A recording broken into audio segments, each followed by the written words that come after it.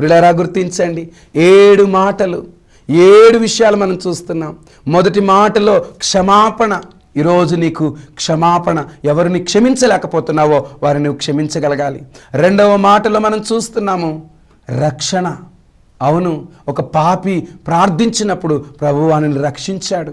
మూడవ మాటలో తల్లికి ఆదరణ దొరికింది. తల్లికి ఆదరణ, బాధ్యత, ఆదరణ, 2 విషయాలు మనం అక్కడ చూస్తున్నాం. 4వ మాటలో మనం గమనించినట్లయితే ఆత్మ ఆవేదన. తండ్రి ఎడబాటును భరించలేక మానవాళిని చేయి పట్టుకోవడం కోసం తండ్రి అయిన దేవుడు కుమారుడని యేసు చేతిని విడిచిపెట్టాడు. 5వదిగా లేఖనాల నెరవేర్పు కొరకైన ఆత్మల దప్పిక ఆయన కలిగి ఉన్నాడు. 6వదిగా మనం చూసాము రక్షణ కార్యం సమాప్తమైపోయింది, విజయం నీకు సిద్ధంగా ఉంది.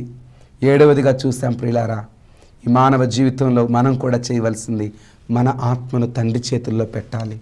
ఆ తండ్రి యొద్ద మనకి శాశ్వత నెమ్మది.